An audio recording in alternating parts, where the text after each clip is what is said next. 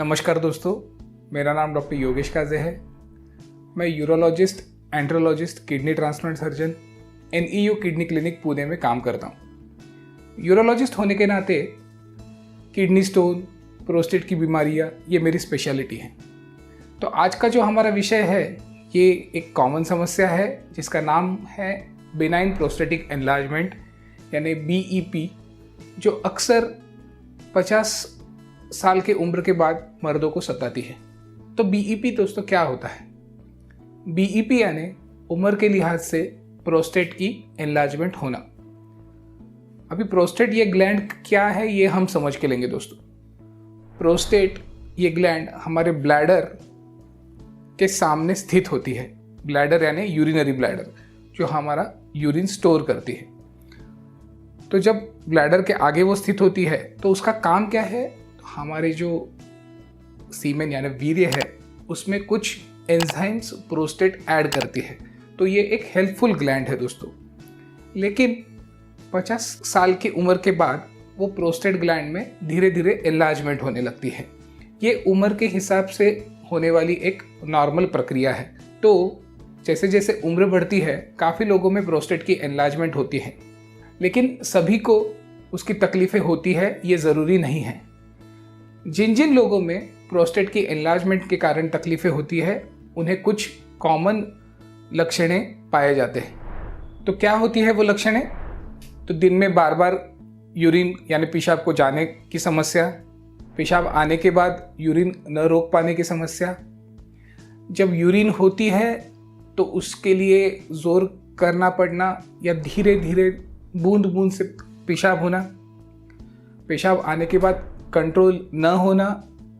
ये समस्या कुछ हद तक इतनी हो जाती है दोस्तों कि कुछ कुछ लोगों में कपड़ों में भी यूरिन पास करने की समस्या हो जाती है।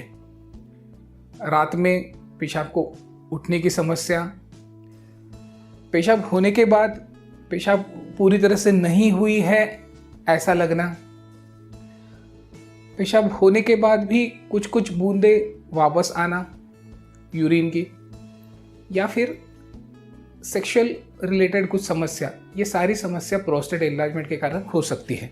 तो हमने देखा कि BEP ये एक कॉमन समस्या है। उसकी जो डायग्नोसिस है वो कैसे की जाती है मैं आपको बताता हूँ। आप इन समस्याओं से अगर पीड़ित हो तो आपके नियर बाय जो यूरोलॉजिस्ट है उनसे मिलिए। वो आपकी एक फिजिकल एग्जामिनेशन करेंगे। एनस के रास्ते उंगली द्वारा हम एक चेकअप करते हैं जिससे हमें एक जनरल आइडिया मिलती है कि प्रोस्टेट कितनी एनलार्जमेंट है। फिर हम कुछ जनरल टेस्ट पेशेंट को बोलते हैं जिसमें खून की कुछ जांचें, यूरिन की जांच, सोनोग्राफी आदि सारे टेस्ट बोली जाती है। कुछ दवाइयाँ दी जाती है और सच मानिए दोस्तों काफ़ी सारे केसेस में दवाइयाँ ही उपयुक्त होती है। हर एक पेशेंट को सर्जरी करने की कोई ज़रूरत होती नहीं है।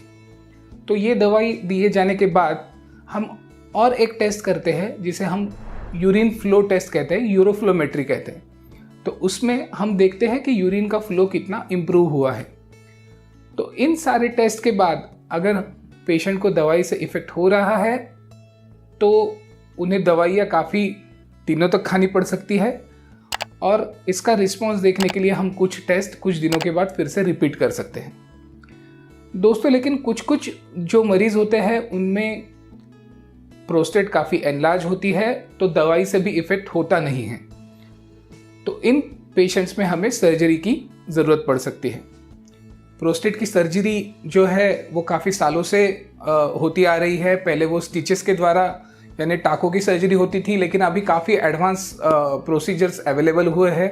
तो अभी की जो सर्जरी है दोस्तों हम लेज़र से करते हैं, यानी यूरिन के मार्ग से ही हम प्रोस्टेट जो एनलार्ज हुई है उसे पूरी तरह से निकाल देते हैं, कोर आउट कर लेते हैं, ताकि एक अच्छा रास्ता तैयार हो जाता है और यूरिन पास होने में काफ़ी सुविधा महसूस होती है। तो ये लेज़र की सर्जरी हम अक्सर करते हैं। ये काफ़ी सेफ सर्जरी है। कई पेशेंट को हार्ट की, ब्रेन की इश्यूज़ होती है, कोई हड्डियों की प्रॉब्लम होती है। इन सारे पेशेंट में भी ये सर्जरी काफ़ी सेफ है। कैथेटर कुछ कुछ पेशेंट में 1 दिन से लेकर 3 दिन तक रखना पड़ता है और हॉस्पिटलाइजेशन 1 दिन से 3 दिन तक हम ये पेशेंट का रखते हैं। लेकिन दोस्तों कुछ कुछ केसेस में ये प्रोस्टेट जो एनलार्जमेंट है वो कैंसर के कारण भी हो सकती है। तो ये आपके जो यूरोलॉजिस्ट है वो आपको चेकअप करके और ब्लड की जो टेस्ट है उस पर इसका डायग्नोसिस कर सकते हैं। उसकी ट्रीटमेंट काफ़ी अलग है जो आपके यूरोलॉजिस्ट आपको गाइड करेंगे। तो ये थी बिनाइन प्रोस्टेटिक एनलार्जमेंट के बारे में कुछ उपयुक्त जानकारी। अगर आपको ये वीडियो पसंद है तो इसे लाइक, सब्सक्राइब कीजिए, आपके दोस्तों के साथ शेयर कीजिए। Thank you.